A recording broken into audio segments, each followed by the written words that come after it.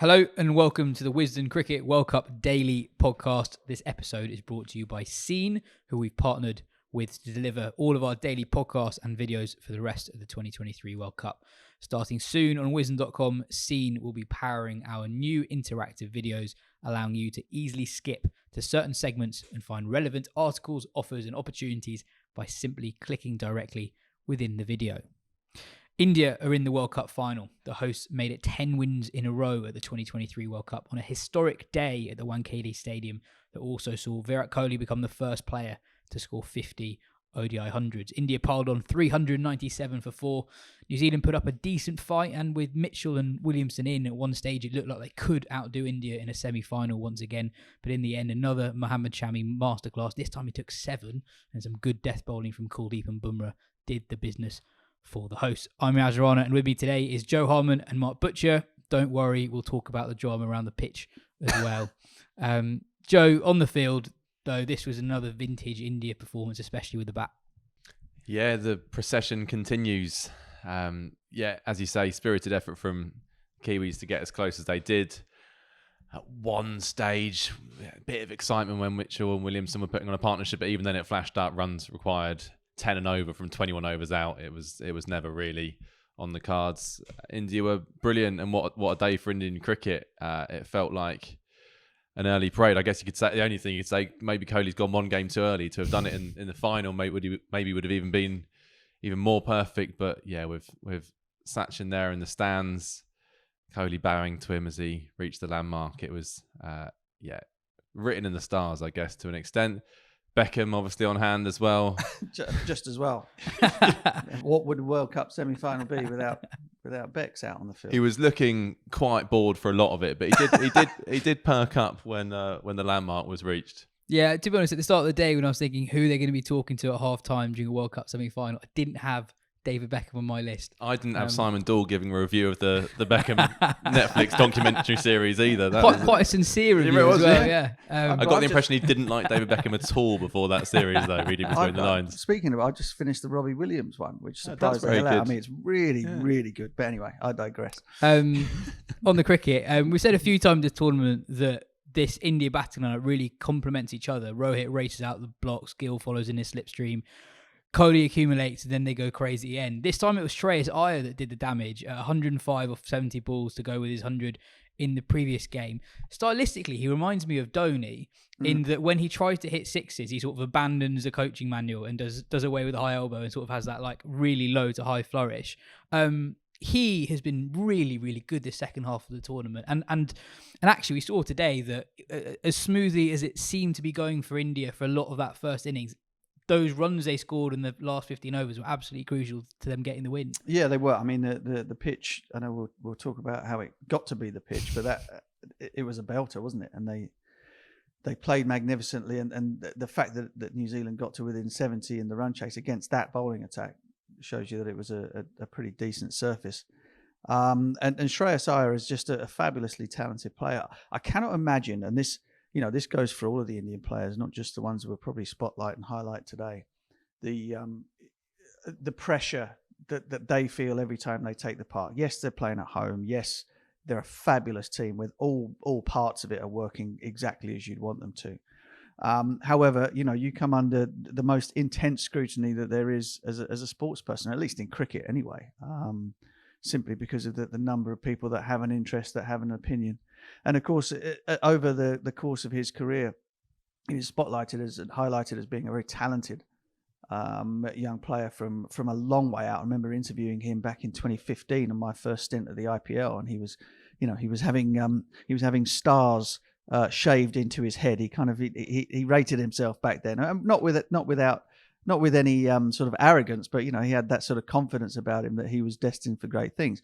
But batting at number 4 in that top order for India in a World Cup, with all of the players at their disposal, the talented players that don't make the team, he came under quite a lot of fire for his form not quite being right, and he perhaps doesn't have the silkiness of some of the other players in the order, as you quite rightly highlight, in terms of the way that he plays the game, so that when he does fail, people wonder whether he's up to it. But He's a wonderful ball striker and just a brilliantly complementary to the way that the way that India go about making runs in 50 over cricket. You've got your classicists. Rohit's role has been interesting to me because, here is somebody that has made two or three double hundreds in 50 over. Is it three? Three. It is three.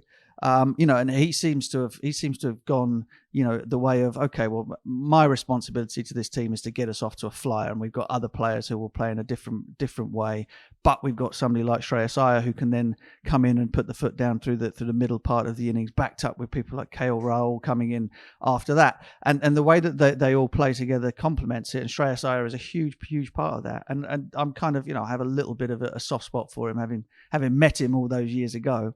And it's wonderful to see him take on that pressure, but the critics, and go out there and perform on the biggest stage. Well, there's one bigger, obviously, and that's coming up on Sunday. I think just on I think I think it was the last time the three of us were sat around was after India thrashed England. Feels like a very long time ago now. And he'd got out for a single-figure score, and he hadn't really set the world light so far in the World Cup. And I think he got some difficult questions at the press conference soon after, identified him as the possible weak link in that Indian top five. And as it's been shown, there is no weak link in that top five. They're all averaging 50. They're all scoring at about a strike rate of 100 or above. It's just formidable. Even if you do get early wickets, which hasn't really happened against India, they just keep coming at you. And Suryakumar Yadav hasn't even really... He can just come out and have a slog for the last couple of overs. He hasn't really had a chance to do that much more than that. Whoever they get in the final is going to have a real tough job keeping that top five under wraps. But it's looked like that for quite a few weeks now. Yeah, I think on Iyer as well, he's obviously a very good player, but I think he's particularly good in India on the lower, slower pitches, and also the way he just blitzes spin is amazing. He's probably more so than anyone else in that top five. He's probably the most comfortable going from ball one against spin. But I wanted to ask you about Rohit again, actually. I know he fell for less than 50 again today, but he's possibly my player of the tournament in that he's getting them off to these head starts almost, but it's also the impact on the players below and players like Shreyas Iyer. So 5 times in 10 games this tournament, India have got to 79 or higher after 10 overs. In 2019, not once did they get to 70 off 10 overs. That's a complete change.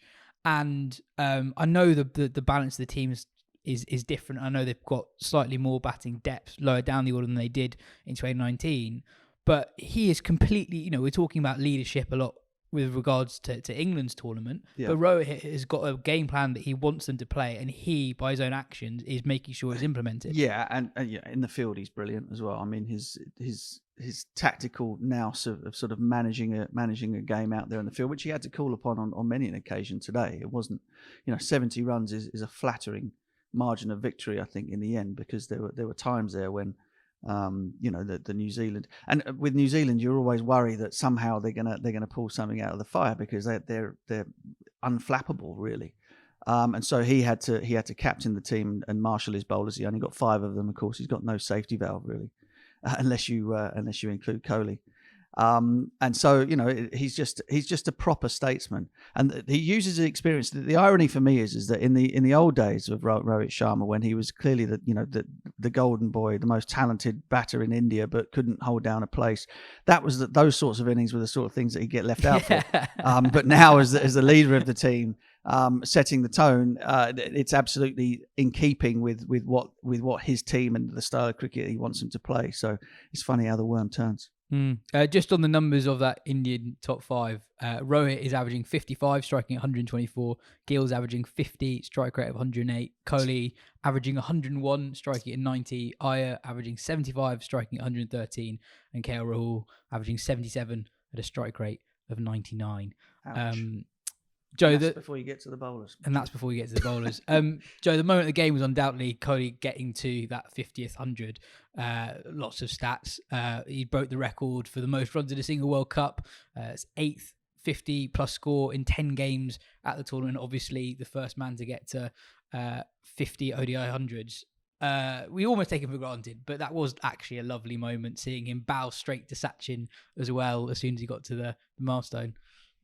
Yeah, it was an amazing moment for Indian cricket that felt kind of like destiny that sounds naff, but it did as the moment was getting down and Kohli was getting down on his knees. Obviously, it wasn't so long ago that Kohli was holding Sachin aloft after they won the World Cup on home soil. It felt like it felt inevitable, but actually, it is worth remembering that Kohli's career was on the rocks, is strong, but he really was struggling for runs for quite a considerable period of time. There was lots of people saying, has he lost a bit of energy for it? Obviously, had the captaincy taken away. It didn't feel that unlikely that long ago that Kohli might drift away, and now he is batting as well as I think I've ever seen him. Absolutely relentless. And that Indian team, not only are they brilliant, but they seem to be absolutely in harmony. That, going back to Rohit's role, it's not very long ago that there was talk of kind of the big beasts of Indian batting maybe protecting their average a little bit, not necessarily thinking of the team strategy. Now it seems like everyone knows exactly their role in that team. And Kohli can play in the way that suits him best because he's got Rohit going out like a train. He's got Shreyas Iyer coming beneath him. And they just keep coming at you. But Joe, after one of the England defeats, you talked about the skill of being able to hit singles regularly without risks in ODIs, and there's no greater rotator of strike than Kohli. What makes him so good at it? Is it sort of reading the length? Is it quick footwork? Is it awareness of where the field is? Because he does just do it so well. And also just striking from the innings today, it was 34 degrees or whatever. Players much younger than him struggling with the cramp. I know that he did when he was in the 90s, but his fitness and his ability to still pinch every quick two that's out there is quite impressive as well. I think the most impressive thing about it, I can't tell you why he's so good at it. I mean, the most impressive thing about it is that I've seen him play in T20 cricket where his strike rate can be, up in the 140s, 150s. He has the ability. He's a batsman, and therefore he has the ability to temper his game dependent on what the situation requires and how many overs there are on the type of totals that you're looking to build.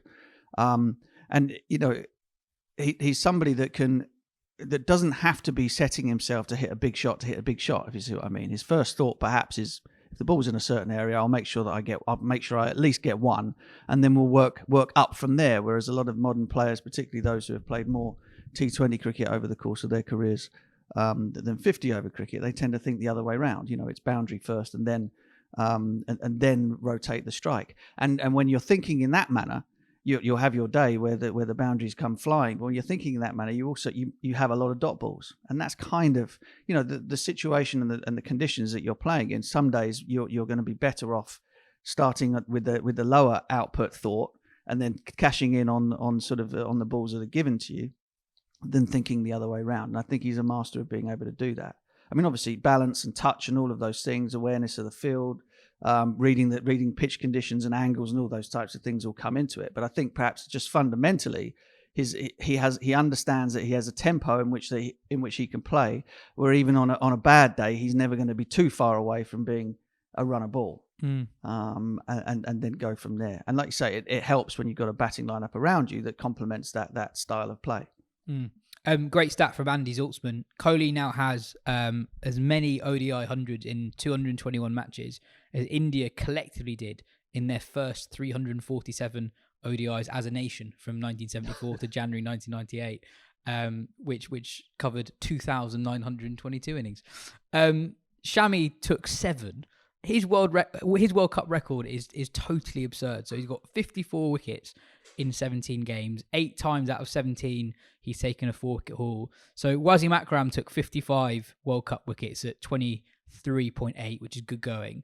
Shami has taken 1 fewer wicket from 21 fewer games, which is totally ridiculous. He wasn't in the side for the first 4 games of the tournament. Joe, India obviously underrated Shami. So what do you think's happened there? Because he's been around for ages and he's been good for a very long time, but he does sort of feel like, I guess potentially because of how good Bumrah is, he's sort of under the radar as someone who can be this effective against the very best sides in the world, because he's having a ridiculous tournament. Well, he's an extremely good, extremely talented bowler who's also on a hot streak. I mean, it just seemed like everything he tries is coming off at the moment. To finish with 7 in a World Cup semi, but I guess the greatest compliment you can give him is he's made Bumrah almost a support act, and that's unthinkable. I mean, one of the greatest fast bowlers I've ever seen, and Shami has now almost become the leading man. Just it does seem astonishing that he couldn't make the side at the start. I guess Siraj, who went for a few today, has had his moments at the World Cup as well. He was the number 1 ODI ranked bowler at the start of the tournament. I don't know if he still is. So I guess that just goes to show the depth they've got at their disposal. And they could still, if they wanted to, they could find a spot for Ashwin and drop a seamer. And they obviously won't do that at this stage, especially with Pandya not there. But the flexibility they've got is scary. And obviously they're incredibly well suited to these conditions. And it's all set up for them to an extent. But this side, I think, at the moment would win a World Cup in any country, wherever it is played. I just think they're so good. This is their time. Butcher, what about you? Do you agree with that? I love the way he bowled. I mean, it's kind of in the same way that we're talking about Kohli being almost a throwback, I suppose. Shami's the same. He runs up when the ball is brand new within the power play and holds the seam bolt upright, bowls a really, really tight line and a brilliant length, a length that you can't go back or forward to. Doesn't bother with too many variations, and just plows away, burns a hole in the deck on a really good length, hitting the top of off stump. I mean, it's pretty basic, isn't it? He's definitely had times in the IPL where he's gone the where he's travelled. Where he's travelled. I mean, why he's suddenly more. I don't know whether he's put on a little bit of extra pace. Maybe, I don't know. He just seems to be. He's in such a great rhythmic groove at the moment that he just has total control over where he's putting the ball. I guess I was sort of thinking, watching him earlier on, what would I do? His record against the left-handers has been astonishing in the averages like 5, so I think.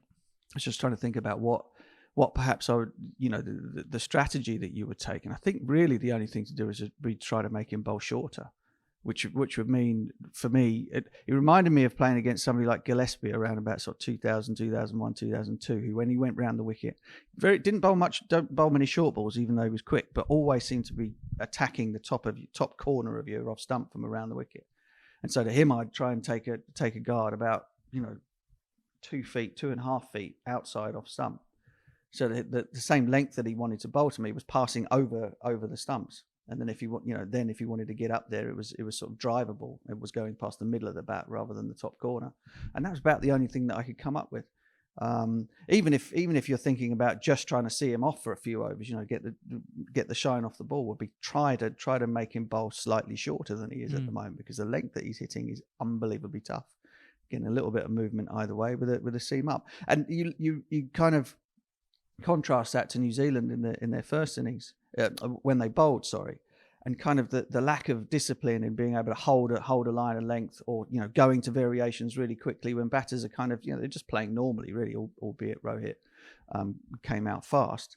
The lack of ability to be able to hold that sort of line and length and go into variations too quickly before it's necessary, when batters aren't having a wipe, was something that really was contrasting in the styles of the two bowling attacks, I think. Anyway, that's it for part 1. In part 2, we'll talk more about New Zealand and then the pitch controversy. Joe, for New Zealand, this was one step too far in the end. With the ball, as Butch just said, they were very rarely able to apply any sort of sustained pressure. Yeah, they were wayward, unusually so. Trent Boult didn't have his best day. Tim Southee leaked a few. Lockie Ferguson was brought into the attack sooner than they'd want him to, because they were going for so many runs, and also went a distance. Again, Santner was used earlier than they'd have liked. We talked before today about the fact that New Zealand have got by with 4 specialist bowlers and then made up a 5th. That was always going to be tricky against this Indian side, and I think they did get found out. But as Ian Smith was saying on commentary, I think for this New Zealand side to reach semi-finals of a World Cup in India, I think is a really good achievement. Anything other than that would have exceeded expectations. So I think they can be pretty happy with their work, really. We haven't mentioned Daryl Mitchell. Were you going to get to that? I was going to get to him, yeah. It's just bizarre that the bloke's hit 134, biggest score ever in a men's World Cup semi, and he's probably the 5th biggest story of the day. If you go Sachin, Iyer, Shami, Bex, exactly. So yeah. But that's typical of New Zealand, isn't it? Yeah, kind of like, and typical of Daryl Mitchell. When I try always under the radar, always sort of not underestimated, but always kind of, like they are the bridesmaids, aren't they? I think you're right. Mitchell kind of embodies that. I interviewed him a few months ago, and he kind of made an art form out of being humble. I couldn't get him to say anything constructive about his own game, because it's just all about the team. But his story is one of the great late career transformations, really. I mean, it's that World Cup, T20 World Cup semi-final against England in November 2021. So 2 years ago exactly. When he was already 30. Yeah, and he was put in as a makeshift over, and he clothed it around for the first 10 overs. Looked like he was losing them the game, and then out of nowhere these shots came, and he's basically not stopped since. Some stats, so he's averaging 57 in Test cricket since then, averaging 50 in ODIs. I saw someone tweet and say, how many better cross-format batsmen are there in the world right now? There can't be many, and he's right. You know, he is doing it in different ways. I know Butch, as a big fan of batsmanship, enjoys this in players that you can see they can do it in various different ways, different formats, different conditions. And I think Mitchell's a really good example of that. And what about those straight drives? I don't know if anyone plays them better in the world at the moment than him right now. He's the best hitter of straight sixes, I think. And he also doesn't just hit them off full balls. He's able to just hit it straight, hit it far off balls that really aren't that bad. But you're right. The age thing is part of it. For a long time, not for a long time, because he only started playing international cricket 4 years ago. Initially, I thought he's only good against England, but now it does look like he scores runs against everyone. But prior to that, obviously that England home summer where he scored 300s, I think. Yeah, I think so. Yeah, couldn't get him out. Yeah, I mean, prior to that, he looked like a kind of middle of the road batting all rounder. Doesn't really bowl much these days. Just focus on the batting, and I think that's probably fair enough. Yeah. Says a man with experience there. Sarup asks, was the focus on the used pitch unnecessary or too far? Mark, there are a few strands to this story. We were talking about this earlier. The issue isn't necessarily what the pitch was, because as we agreed, it was good. Yeah. And also, almost getting philosophical about when does a used pitch no longer become a used pitch because of how long it had been since that pitch was last used. They've all been used at some point. Exactly, yes. Anyway, I mean, the issue isn't the pitch that was produced, but more that the due protocol hasn't been followed. Yeah, look, there is a growing perception around the world in the game of cricket that the ICC is merely a sort of an executive branch of the BCCI. And when things like this happen, it does very little to kind of to change people's opinion of that being the status quo. Now, you know, to have Andy Atkinson, the sort of the ICC pitch inspector, apoplectic at the way that whole thing had gone about, regardless of whether or not the Maharashtra Cricket Association were actually overall in charge of the conditions. To feel as though the ICC have kind of been blindsided by a decision that they clearly hadn't been made aware of until the leak came, doesn't do much to change people's thought that the ICC basically does whatever the BCCI wants. And look, India are the best team in the tournament, right? And if they win it, they will have deserved to win it for that fact. Is there any need whatsoever for there to be any sort of shenanigans whereby the gloss gets taken off the brilliance of their playing team by this sort of, this nagging suspicion that, that the dice are loaded in their favour outside of the playing field as well.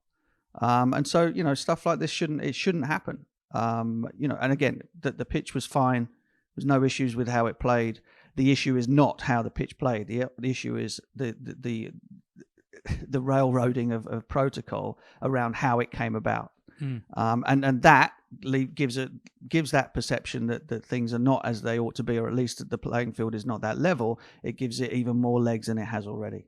The story was broken by Lawrence Booth in the Daily Mail, and I think the key bit is a part of an email that Andy Atkinson sent to his bosses. So Andy Atkinson is the ICC pitch consultant. He wrote, as a result of these actions, one must speculate if this will be the first ever ICC Cricket World Cup final to have a pitch which has been specifically chosen and prepared to India's stipulation at the request of the team management and or the hierarchy of the home nation board, or will it be selected or prepared without favouritism for either of the sides competing in the match in the usual manner? So, I mean, that's significant that the guy who's literally the ICC's man to oversee the production of pitches is expressing concern that the pitch preparation for the final will be directed by India. So Atkinson has flown out to Ahmedabad early to more proactively oversee preparation for the final because of his concerns that what had been agreed hadn't been adhered to, or what was agreed hasn't been followed through on. And it's not all malicious, right? So there have been a few games at Ahmedabad, not involving India, that the pre-tournament plan wasn't followed, and there was no communication on it. So it's not necessarily India are doctoring pitches to suit themselves. It's more they are literally just doing what they want and not consulting the relevant bodies, and that's the issue. It's at the moment. Well, which again, the perception is that the ICC does what the BCCI wants, and the reality looks as though that is the case. And that again, that's got nothing to do with India being the best side, and nothing to do with what happened on the field today. But that you extrapolate that to other concerns, whether it be about money, whether it be about tournament hosting, whether it be about television rights, whether it be about any of those things. The perception is already there that there is something slightly awry, and then when things like that happen, it reinforces it for people. And it's an unnecessary blight on the Indian playing squad, who are utterly fabulous. Worth reading out the ICC statement on the story. Changes to planned pitch rotations are common towards the end of an event of this length and has already happened a couple of times. This change was made on the recommendation of the venue creator in conjunction with our host. The ICC independent pitch consultant was apprised of the change and has no reason to believe the pitch won't play well. So Atkinson was given a non-specific reason. That he wasn't given a reason. He was told that there was a reason, but he wasn't told what the reason was, why the pitch had to be changed. Joe, we're going to do a longer preview of the final tomorrow. Do you think, having watched that game, obviously the final margin of victory was 70 runs, so it doesn't look that close, but do you almost see more ways in which this brilliant India side could actually lose against a team that's properly on it on a given day? Based on today? No, not really. All right, that's done then.